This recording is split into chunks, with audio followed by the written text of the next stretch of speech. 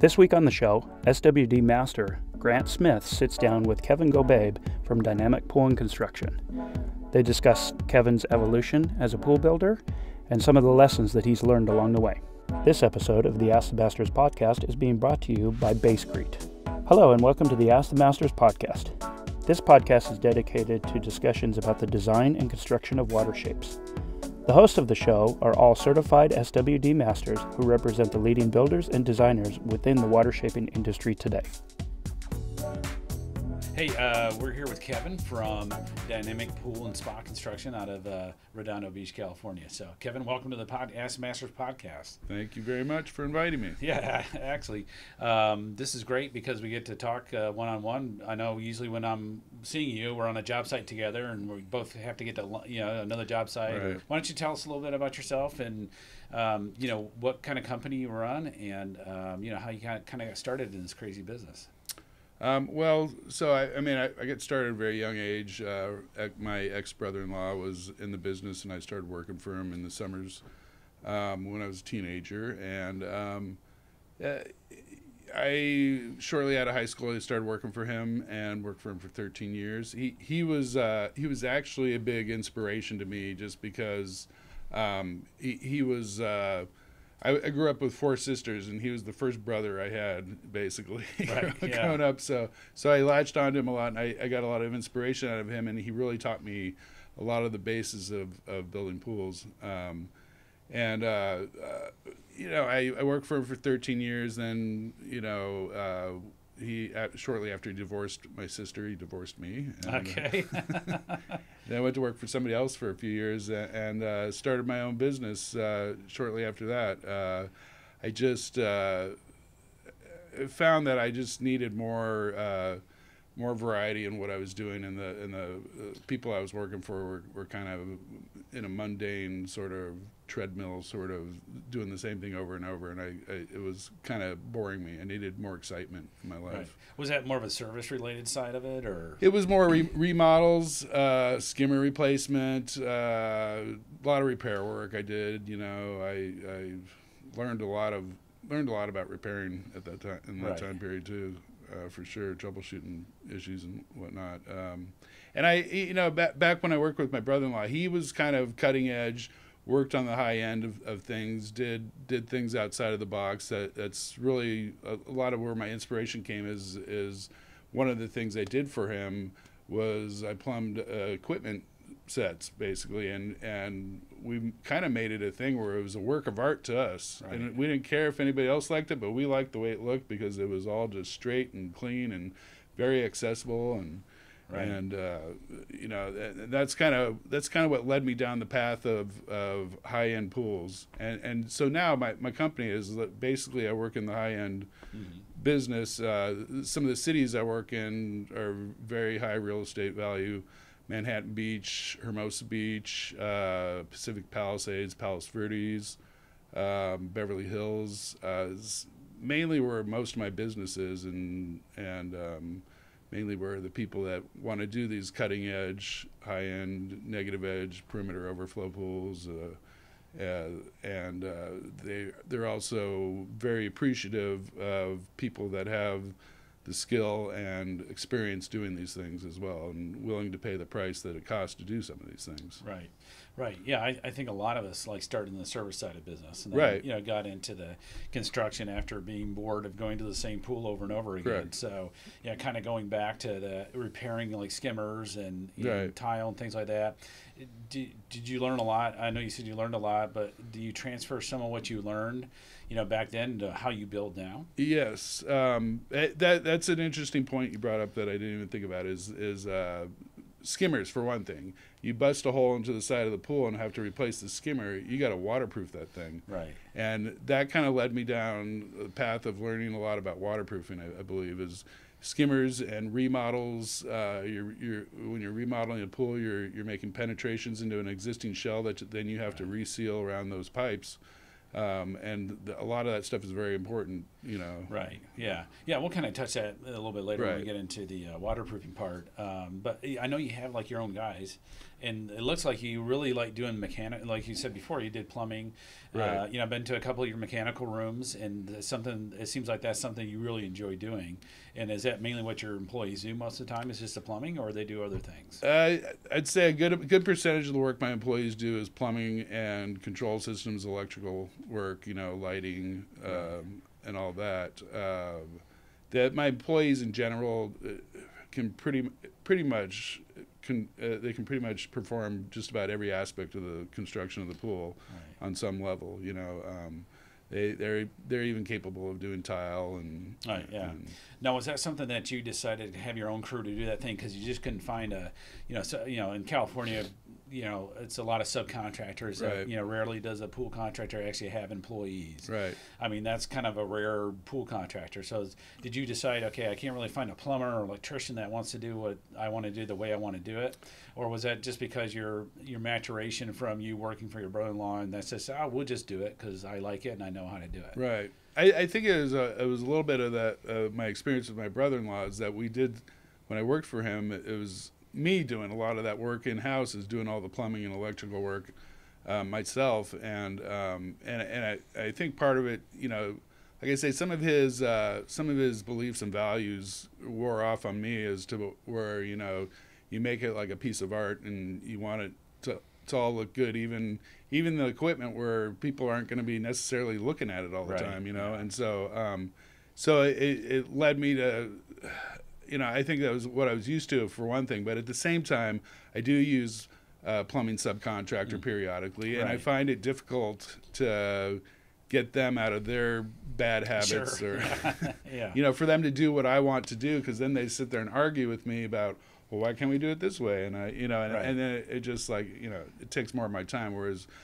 my guys in-house, I barely have to give them a crude sketch, and they know exactly how it's supposed to be, you know, and I don't have to talk about every little detail that I think about generally in my head. Right. Yeah. So the same way. I have my own masonry landscape crews. Right. You know, we have 10 employees, and you know, you separate the crews depending on what kind of job we have to do and whose skills work best where for that job. And it kind of drives. And the reason why I did that, one of the reasons why I went out and got a whole different classifications of a license. And for those that aren't in California, they have really strict laws, and you can only do certain things in your classification. You know, that you took a test and passed. You know, skipping into that, you know, I have a C27, which is a landscape license. I'm pretty much able to do anything I want to in a back or front yard. Right.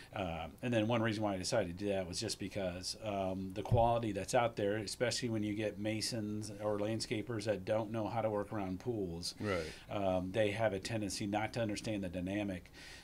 You know, of how a pool or landscape or even hardscape works around a pool. So it's there's a lot of it's hard to find good crews that can do that. So I totally, you know, get your point on that. Yeah, definitely. Yeah, but I know some of the projects. One of the recent ones that we will get into. You know, this really like this cool pool that you did that was above a garage, and you know had this basically a perimeter overflow on all four sides. You know, it had a negative edge. You know, we want to kind of get into getting into waterproofing a little bit because that's a thing that in the industry is slowly trying to get into and pick up on, but I don't think enough people are. I was just over on a pool yesterday on a $4 million house in Del Mar, and it was no waterproofing was done. It was only a year old, and it was already experiencing some failure. It was a perimeter overflow pool. So the waterproofing aspect is definitely lax in the industry, and we'd like to try to change that. But one thing, in waterproofing though is only as good as the concrete is sitting on. So I think the whole thing, and I know some of your projects I've been on with you. Shotcrete I think is really important, whether it's wet mix or dry mix. So what's your thoughts about the first step of that waterproofing is shotcrete? Shotcrete, yes, and that's something that I have learned so much in the past few years through Genesis about shotcrete, and I cringe a little bit at some of the things I've done before Genesis. It's like, pray that those things are still there in another 10 years. But But I've learned so much from my class at Genesis about shotcrete that I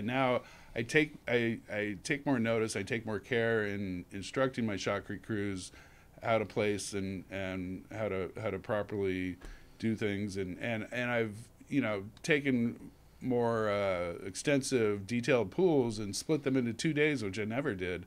We always used to do, right. we try to slam out 100 yards in one day, which is like crazy when right. you have all these details and stuff. Right, exactly, yeah. And so I've seen a difference, just because you can kind of tell from a pool how good the shotcrete is just even after the curing process. You'll see rust marks or leach spots, right. from when you're keeping the surface wet to right. during the curing process. So it'll show some of the defects, and so I'm seeing a big difference in my pools just from that, and I feel there's been a couple pools that we've even filled up with just shotcrete just right. to test some things, and I've seen a big difference there where sure. you're not getting any water loss over a few days. Right. Yeah, absolutely. I mean, we've had a couple, because we soak it down pretty good for 2 to 3 weeks. Right. With the soaker hoses. I've noticed if they do get full all the way to the top, but if the pipe penetrations obviously aren't sealed, you're going to get some leakage out of there. But we've had them the same way where they've really just just a raw shell. Can hold water. And that I think is the key to it all. The waterproofing, unfortunately, is just a product of how bad the shotcrete industry is. Right. In our own industry. Right. So I think that's the reason why we need these waterproofing products.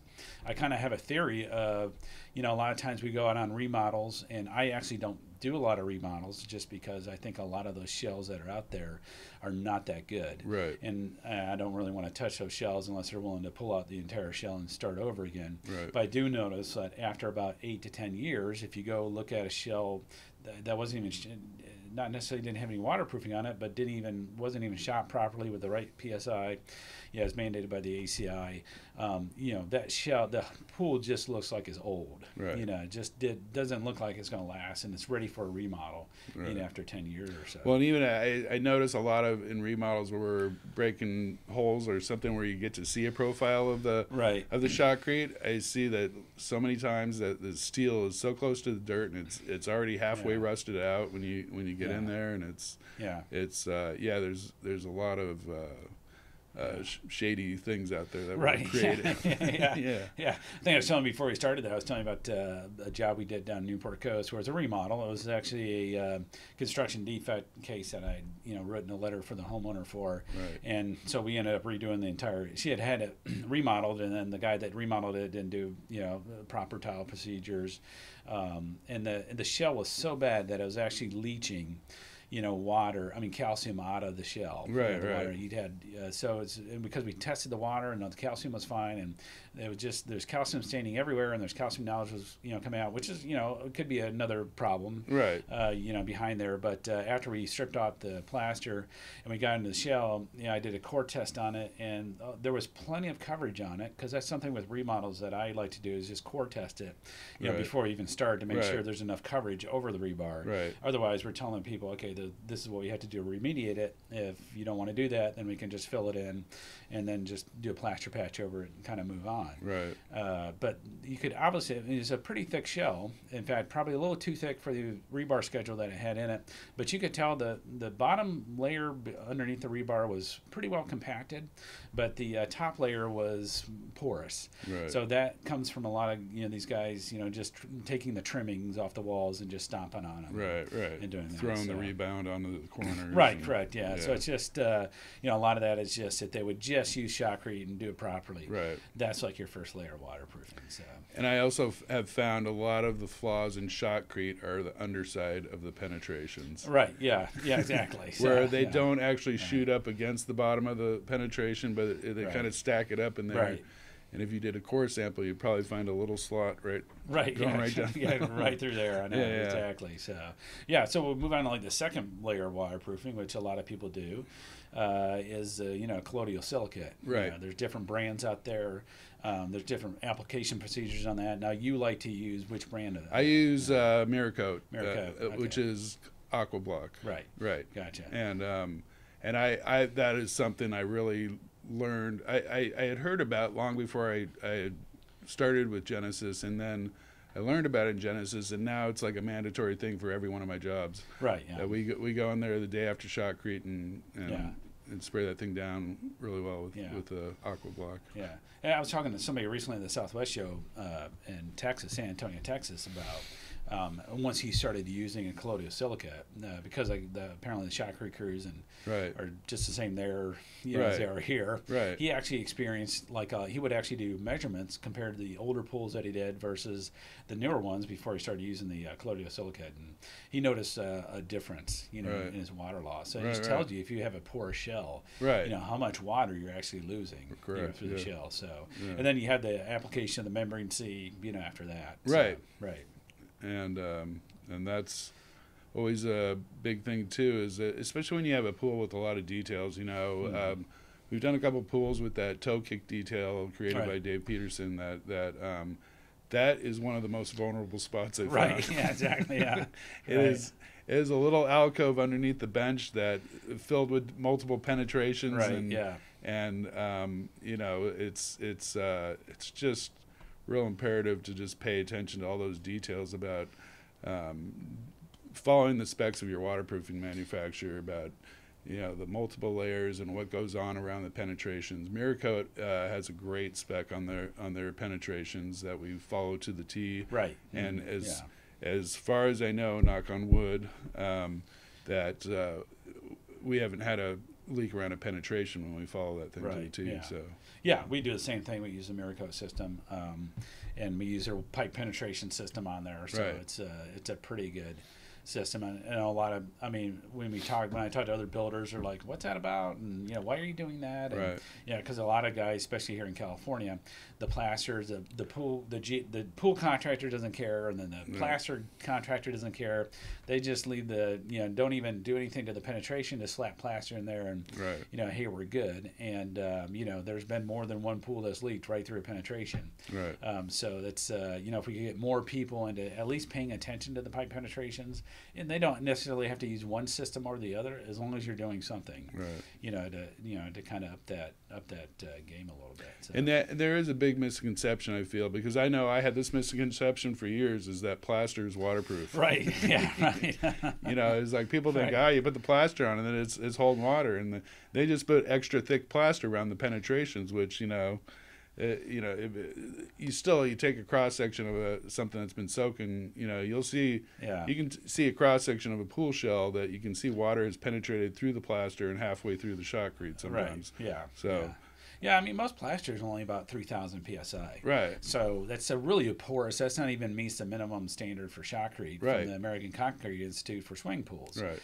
There are some plasters out there I've used that are up in the 10,000 psi mark, but they're specialized plasters. They have additives in them. Right. And I think there's some talk from a couple of the one of the waterproofing companies about even coming out with a plaster that has additives in it that'll just make that plaster, better. But you're right, absolutely. Grout and plaster is not waterproof. Right, so right. That's one of the biggest things that when I go out to talk to homeowners is they're like, oh well, the last 4 guys that came out here said, oh, plaster is waterproof. Right. And I'm like, it's just that plaster to me is just like stucco on a house. Right. It's basically a decorative cementitious item, that you put on the interior of the pool. Right. So that's why you have a weep screen on the house, because water gets behind it and runs down the wall. Yeah, it runs down the wall. So and it needs someplace to escape. Right. So I think another thing too is people just don't understand that, and especially builders, is the pools are fun and they're meant for family enjoyment, but it's also a body of water that's basically sitting there 24/7. Right. And water made the Grand Canyon. So what do you think is everybody complains about calcium in their shower stalls, in their house, and what do you think that water is doing inside your pool? Right. So you've got to have a good concrete base, and then some added layers of waterproofing on top of that. Right. So, and another thing, we talked a little bit about tile and grout is not waterproof, and I just remember growing up in the business that I never saw the tile guys. Waterproof. Right. Yeah. And I thought, and when I started slowly doing it on the last employee I had where I would kind of like demand it to him because I didn't want. I was the one that was penetrating the pools, and that I didn't want it to come back to me, so I wanted to make sure everything was waterproof. Yeah. And I believe I've done it on every single pool since I started my own business. Yeah. And granted, I think in the beginning I used lesser products that may not have been as good, Right, and over the years I discovered better products, and Miracoat, Membrane C being the one that I've been with for a while now. So. Yeah. Well, it's important to use the right kind of waterproofing. Right. There's a lot of, as being in the masonry side, also on the concrete side. Right. There's all sorts of things they sell at Home Depot or the building supply material places. The old ThoroSeal. ThoroSeal. Back in I used ThoroSeal for years. For years, right? And everybody. yeah. And that was the thing too, is that people didn't understand that it may or may not have worked if you did it correctly, but most people just added water to it. Right, and they didn't add the acrylic 60 to it. Exactly. So, but unfortunately, ThoroSeal came out after a few years ago and said, "Oh, not rated for submersion anymore." Right. So you had, and the industry's been through different products. Right. They've been through failures, and then some elastometric membranes that people started putting on, and they said, unless you do the entire pool out of it, you can't do it at all. Right.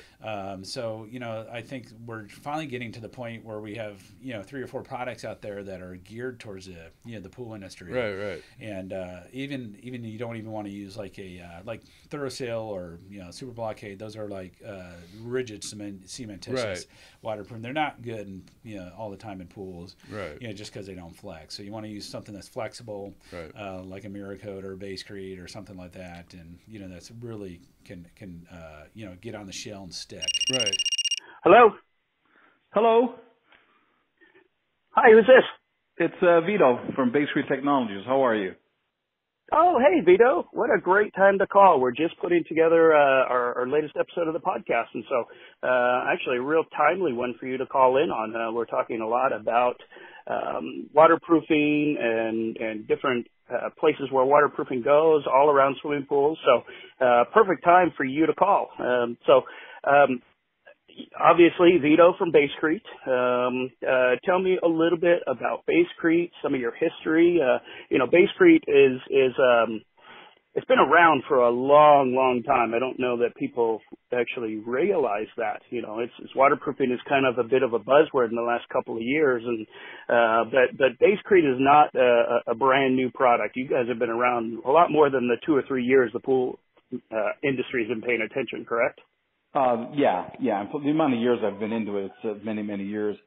For me, my first patents I think came in 1993, so that goes to show how long I've been doing anything, any compositions of different cement-based materials. That's what my specialty is. Yeah, and that's one of the things that over the years that I've really noticed and that I appreciate about Basecrete is just super simple.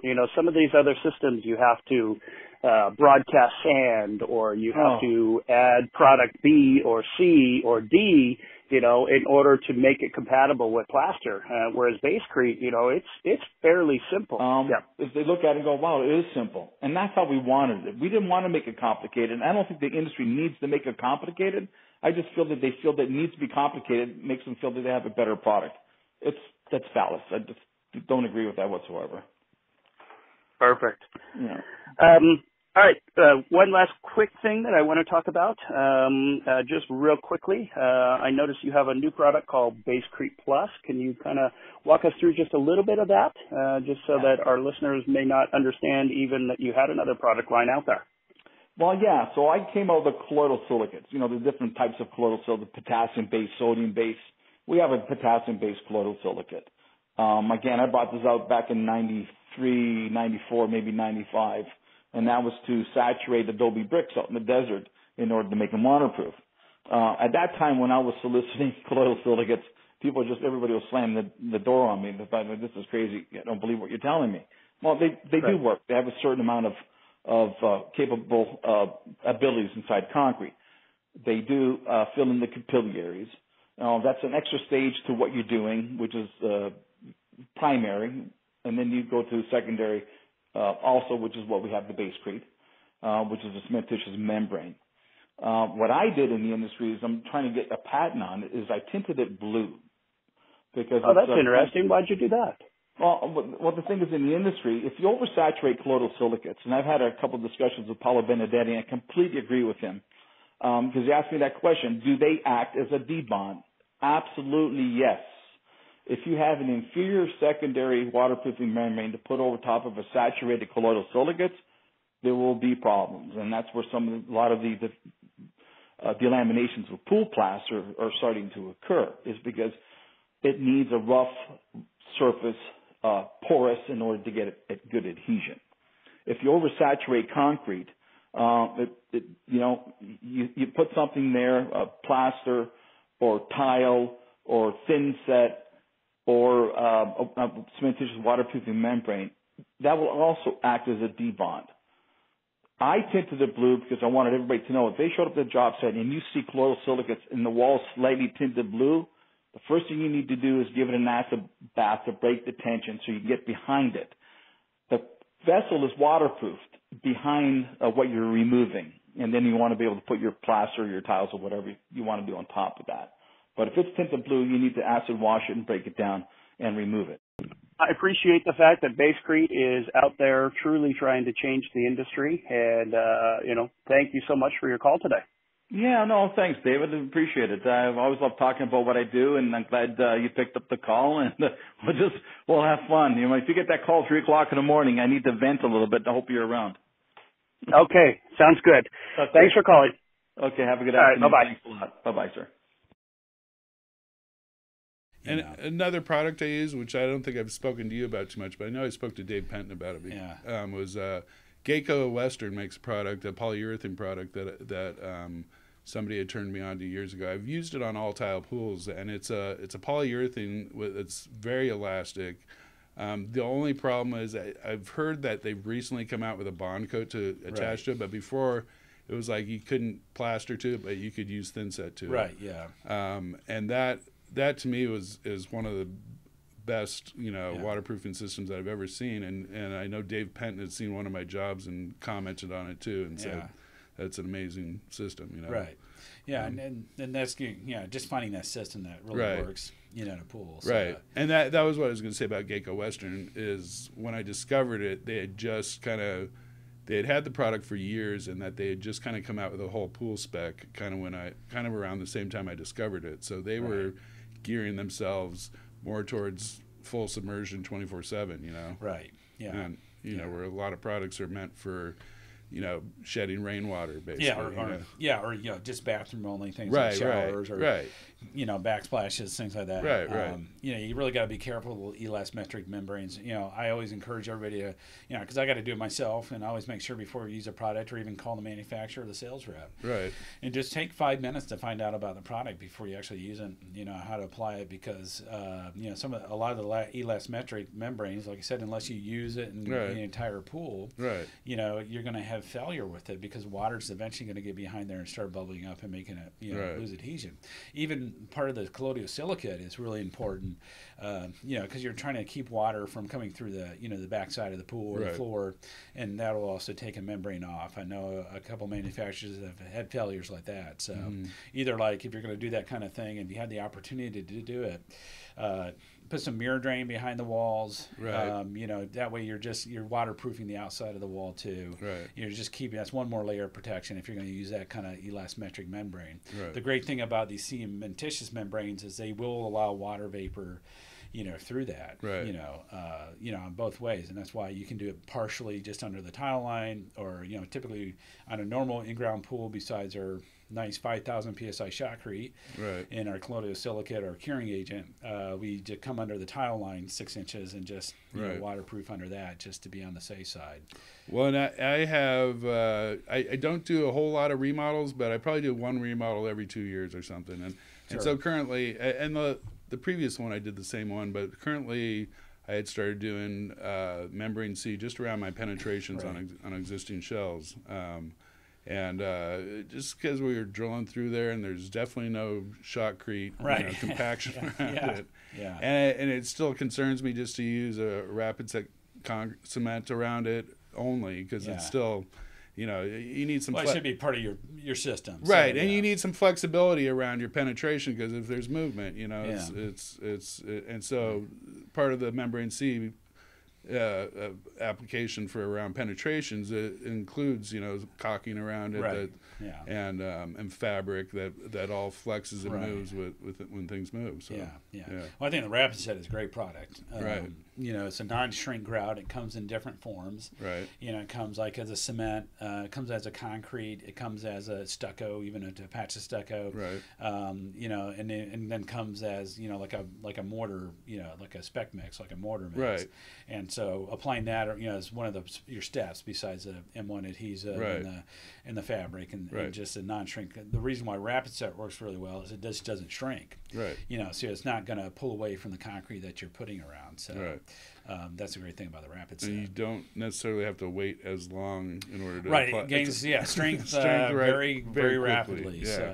Yeah. So it's a great product. So and then we can't forget that certain waterproofing.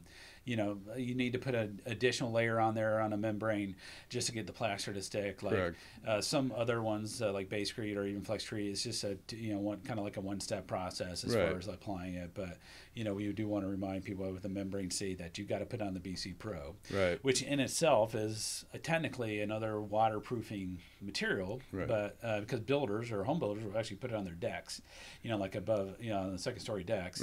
It actually comes in different colors, but it is also just mainly used as part of the pool system as just a, you know, bonding agent for the plaster. So. But I just wish more people would do, you know, more waterproof. And from what I understand about that bond coat, you go to replaster that pool, it's going to be a test. So I'll give you a quick story on that one. So we did a negative edge spa about 2.5 years ago, and we were, you know, I always say the biggest things in the industry that we have issues with is the shotcrete crews and the plasters. And so unfortunately we had a plasterer that wasn't familiar with Hydrazo at the time, and even though he said he was. So long story short, I'm very very particular about my fittings that go inside of the pool.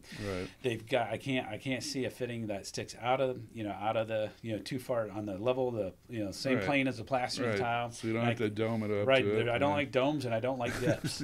And so he had done a couple of dips and domes, and that's when I actually just said, we're just setting our own fittings. Because I wasn't always careful with it, and for some reason I was in the front making sure they had the right plaster and they'd already set them. And so, but regardless, he didn't know the Hydrazo process that well. I was come to find out. So it cracked. So we had to strip the spa, and I had waterproofed all the basin and all the above grade, in the both sides of the weir wall, of course, the tile underneath the tile on the other side. So when you strip the Hydrazo, basically what happened was there were in a lot. It's really hard to get that membrane C off. So the only way you can get it off and chip it. So even though the plaster was there and he stripped the plaster, it basically almost left an entire small layer of Hydrazo sheen onto the BC Pro and the membrane C. And the only way to get that membrane C and that BC Pro off is to basically chip it. And so it tells you just the strength of that stuff and how it sticks. Because you always hear the horror stories about the whole thing delaminated, and that goes back to, I think a lot of people are using elastic membranes the wrong way. So. And as far as sticking too, is that it's been my experience with Laticrete 254 as well, is where you try to take something off and it takes everything off underneath it as well. Exactly. It'll pull your waterproofing off down to your shotcrete. And I was turned on to that by a tile guy I used to work with. We had a decorative piece of stainless steel that had to go into the tile line, and he said, I'll just thin set it in. I'm like, really? That's going to hold? And he's like, yeah, watch. And 15 years later, it's still sitting there. I mean, we can talk about that. It's like the tile, typically, I know you do the same process. We do a thin set, and then we do I like Laticrete products too. We do like a 3701 mortar bed, and then we let it cure for a week, and then we go ahead and put on the waterproofing membrane, then the 254. We'll get into the glass tile adhesive part of it, because if we're using a translucent tile, we want to make sure we have the white, if the homeowner wants that. Now, yes, you do have to use like a white, really pure white thin set, right? For translucent tile. But we've run into people where we've done mock-ups with just gray thin set, like a gray 254. Right. And they like that more than the white background. But regardless, we'll use that thin set too. So the thing about thin sets, that a lot of people don't realize, is there's only so many that are rated for like full submersion and fountains or swimming pools. Exactly. So most of the major manufacturers have one of those brands, but once again, you got to check the technical data sheet just to make sure it says that. Right.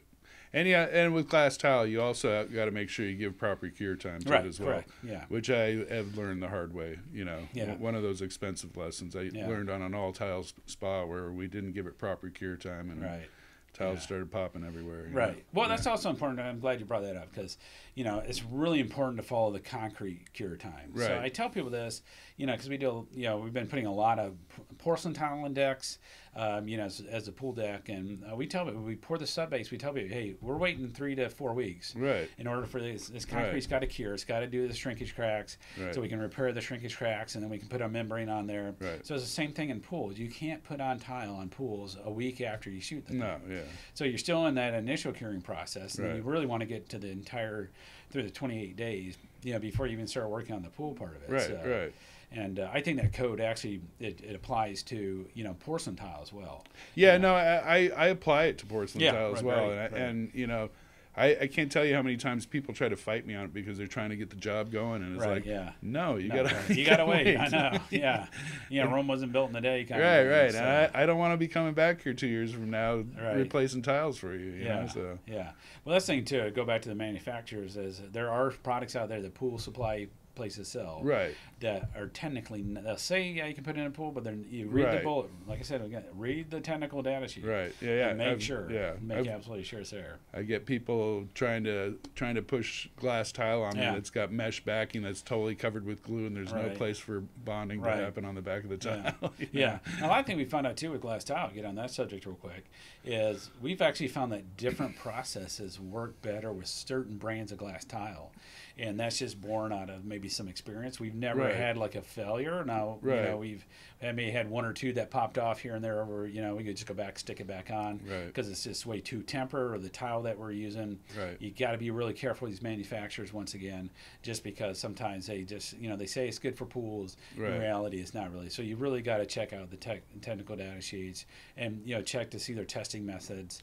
And kind of, because we found that, you can maybe use this glass tile on an outdoor environment like a barbecue or something like that, but because you go from hot to cold, especially in California where it's hot during the day and then chilly at night, that tile just flexes too much. Even though you have a membrane behind there, it can actually start popping off or fracturing. So we've had the opportunity where we've done things with some epoxy thin sets, and you're talking about how hard it is even to get the 254 off. As epoxy thin set is extremely expensive. It's just about 4 times the price as a normal bag of thin set. But I can tell you once again, I just did an experiment with a piece of glass tile. It was actually a porcelain tile and glass, and I had to take a hammer and a chisel and chisel at it, and all that was left was just a thin sheen of the tile. The epoxy didn't even come off. So that's another avenue you can use, especially if you're on like a high-end project. And you wanted to make sure that you have the best possible chance to make that work. But like I said, it's not the cheapest stuff around. So. And I as you know too, I've learned the hard way about coverage on the back of tile. Especially when you're talking about large format tile. I had recently had a job where it was my ex-tile guy, ex, I say. Had kind of spot welded pieces on, and it just was not right. And I'm sorry, I don't know the exact spec, but it is 90% of the tile. It's actually 95, but 95, everybody should really just shoot for 100. So, no, I know. That's what I say too. Yeah, just shoot for 100. Yeah, because people don't realize, even I've seen cases where the tile guy, he'll sit there, he'll go ahead and notch the the beam or whatever he's doing, the wall, and then he'll notch the back of the tile, and then he'll just squish it up there. And actually, because it did leave some channels of thin set through there, that's where actually water was getting through and channeling its way through. So what we found we do is we do our gauge thickness and everything, but then we end up smoothing it out. And on both sides of it, we just put it up there, and every maybe fourth tile we'll pull it, especially if it's a large format tile. Right. Pull it off, just make sure we got good coverage. If not, we'll go back and pull the last couple off. Just double check, because that's like super important. Right. And I think part of the key is the whole preparation of the thing that we had talked about earlier about setting your mortar bed. And my current tile guy is very particular about that. And he wants to have as thin of a layer of thin set as possible, but still following specs, But part of that process that I learned on that one job was that they were leaving like, an inch of thin set they were using, and still not using it properly. And it just creates more issues that way. Yeah, and you got to watch out with glass too, because it's some of the manufacturers, the way their annealing process is when they're cooling down the tile, it can leave a dimple on the back, and if you don't get that thin set in that dimple, then it's. We've had some cases where like a little 1x1s, we use like a mortar bag or grout bag that you use to grout block walls or stuff, and we'll just squeeze out a little piece of a little bit of thin set on each one and set it individually. Right. So proper tile work is not cheap. No, that's the thing, and I think a lot of people out there don't understand that as well. Right. Yeah. They think because I paid this much for a tile in my bathroom, I should be paying the same here on my pool. Right. Exactly. Yeah. It's a totally different beast altogether. Yeah. And I have some glass tile in my house that it's awesome on my kitchen countertop or my shower or whatever. Right. But I've really got to be careful if I use it outdoors. Right. Or in a submerged application. Right. So it's just that's what people don't understand. Whether I always get this. Well, my buddy's an electrician, and can he come down here and wire up the pool for because he's going to give me a great deal? Right. No. Because pool electricity, dealing around pools is just so much different than just a house or, whether it's once again, go back to the landscape, why I do my own masonry work. It's just a different beast, than, sitting there blocking up a barbecue and slapping some tile on it. I'm so particular about it where all my walls, we've just switched to everything to be like a 254 thin set, just a really high grade thin set, no matter what we're setting, whether it's stone or large format limestone or something like that. Right. And we waterproof even our planter walls, on the front side, top, whatever. We just, we waterproof all that, just to be on the safe. Because when it rains, especially like it has been in California, you start noticing all the effervescence coming out of everything. Right. Oh, yeah, for sure. So I don't want to drive back on one of my jobs 3 years later and go, oh, there's a big, calcium, thing working its way out of it, underneath a tile wall that we put in or something like that. So. Right. Yeah, but now you've been in taking Genesis classes for what, 2-3 years, or for just about 2 years. 2 years, yeah. And so I am just about through the program to become SWD registered. I just have to do a waiver on the pool studio, which I'm very versed in. I just have to. Have the time to do the process. Right. And then I will become SWD registered. Great. Yeah. So you're looking. Yeah. I mean, that's like a big accomplishment. It's a lot of time. Yes, it is. It's a lot of time, and it was a big commitment to all the traveling I did in the last 2 years, because I really just. Every class I thought I could take, I would make it happen. Right. Once I got started, I got hooked on it, and I was like, I mean, I think it's like when I took the construction school, it must have been like 7 years now, or close to 7 years ago. Right.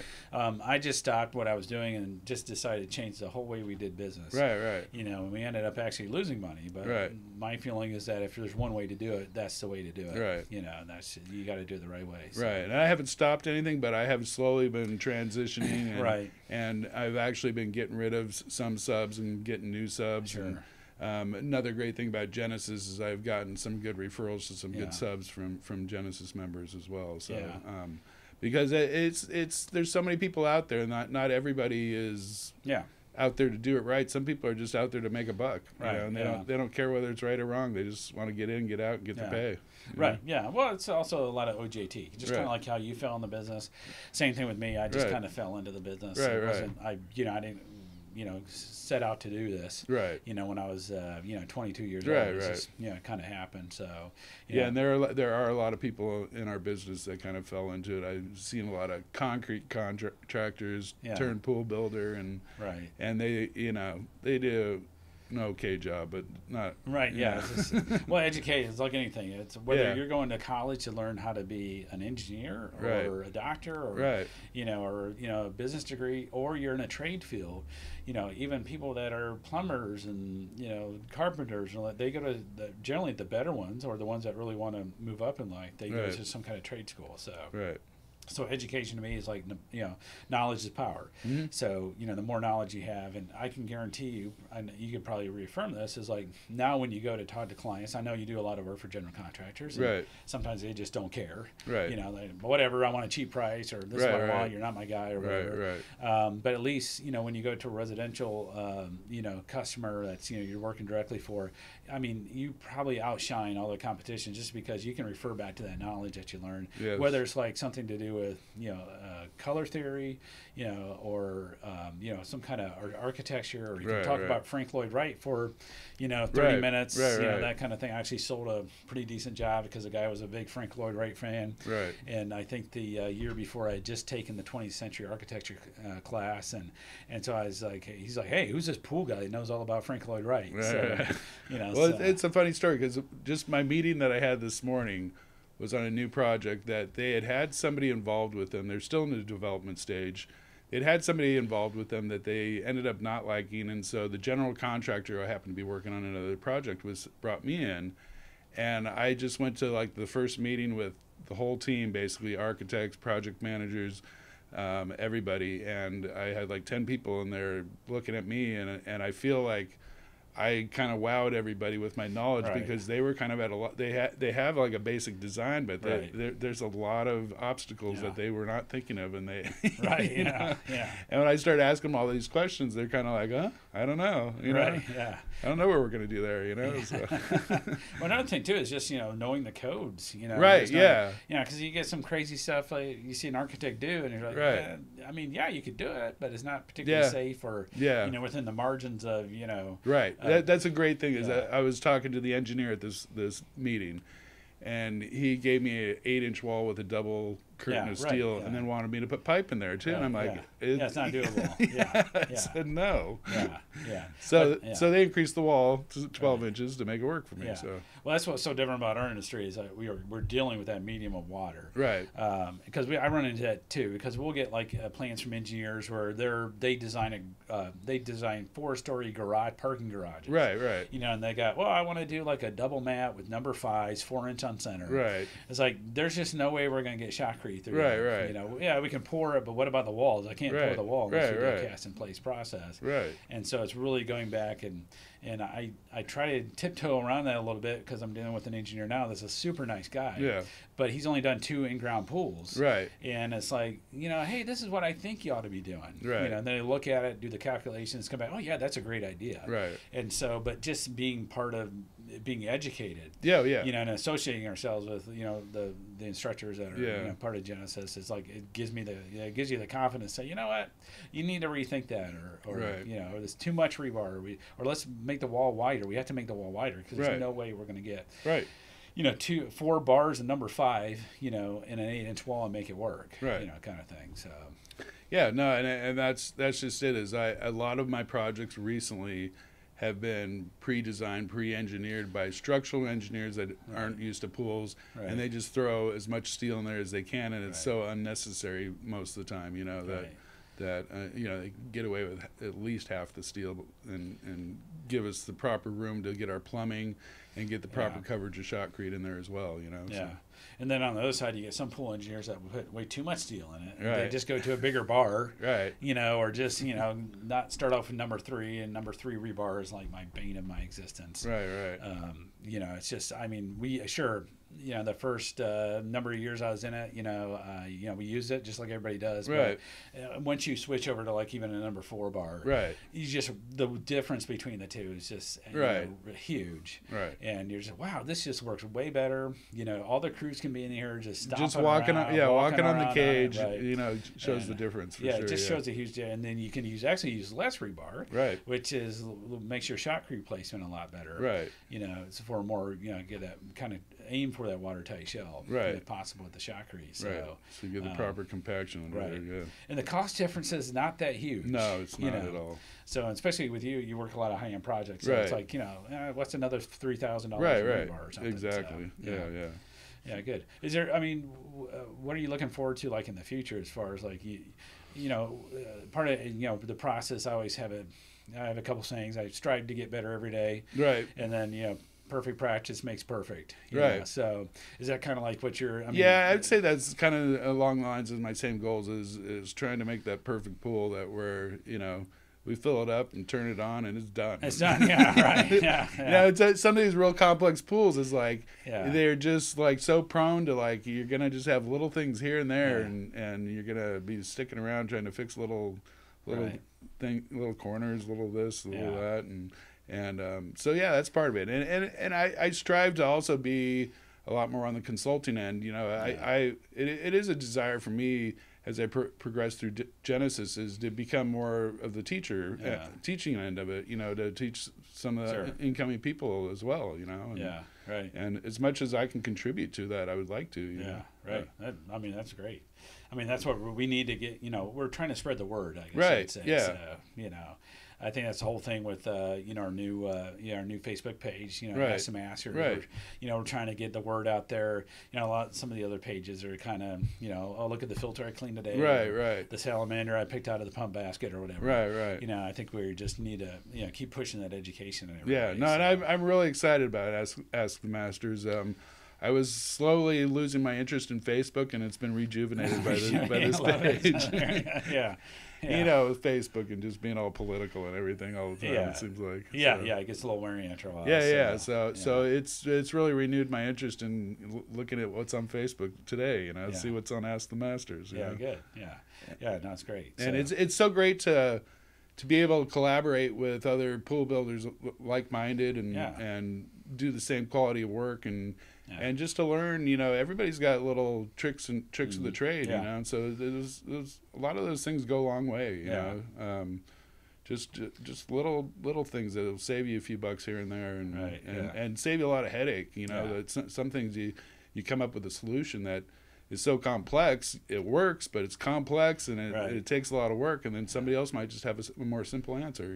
Right. Well, I think that's what's great about SWDs is anybody I tell when I'm usually mainly the booth at the the shows, and I just tell everybody, hey, look, my information is in the book. Right. You're welcome to call me anytime or email me if you have a question or any of the masters. Or, just because we're here to help you out. Yeah. And so I think that's what I loved about the whole thing is, just everybody helping each other out, and, educating each other, and that's why I always look forward, to when we have the get together. It's just a really good group of guys, and people that are trying to advance the industry, and it's definitely been a problem for a long time, and I've been aware of it, and I've always, even before Genesis, I've always kind of put myself above a lot of people just because I see how they do things. I know I don't really do that, but at the same time, before Genesis, I was still doing things wrong. Right. It's just an educational piece. Right. I don't think if I go look at a pool that someone's having problems with or something, I'm like, I don't think the guy maliciously did this, but he just doesn't know better. There's a difference between being stupid and being ignorant. Right. And unfortunately, a lot of the industry is just kind of ignorant about things, and it's not a bad thing. It's just they just learned from the last guy. And, we need to really, I think, stress that educational aspect of it. So. Well, I'm friendly with several pool builders in my area, and I'm always pushing Genesis. And so far I don't think any of them have bidden on it, but Right. Yeah. I'm always trying to push it. It may take some time. I mean, look how long it took you to it's true. So even though I was like I wanted to for so long, but it still took me a long time to get into it. So it's a big commitment, but if you really want to advance yourself, I mean, it's the way to do it. I think it's the best education around. Period. For sure. And I think it does all sorts of good things for the business. Right. Yeah. All right. Well, great. Well, Kevin, it's awesome to talk to you. Yeah, you too, Grant. So we'll do one in the future, whatever. And yeah, and I'm looking forward to seeing. You already got like one you were posting the other day. Right. That looked pretty cool. So, right off the ocean. I mean, right. the ocean view. Yeah, so. That one I still probably got a month left, but I can't wait to share that when it's done. Right. Yeah. So that's been a 4-year project so far. Sure, and that's what a lot of people don't understand. Is sometimes these things just take forever. I mean, they take a long time. I always tell people, look, we're building you a Ferrari. Right. We're not building you a Yugo. Right. So we're not gonna be done in 4 weeks. Right. We've had some that have been going on a couple of years, like yours, and a lot of big projects are like that. So it's like almost a quarter of your career basically. Right. Just on one pool. So yeah. All right. Well, great. Well, you have anything you want to add, or? I don't think so. I think we covered everything. All right. Awesome. All right. Well, cool. Thanks for listening to the Ask the Masters podcast, and don't forget to check out our Facebook page each week on Tuesdays for new episodes of the show. I also want to encourage you to stop by the Ask the Masters Facebook page and invite other like-minded individuals to join us there as well. Feel free to jump into the conversations and even post your own questions. We want to create a community which fosters learning and discovery for the betterment of us all. You can also subscribe to the podcast on iTunes, Google Play, and Spotify. Please be sure to subscribe and feel free to share.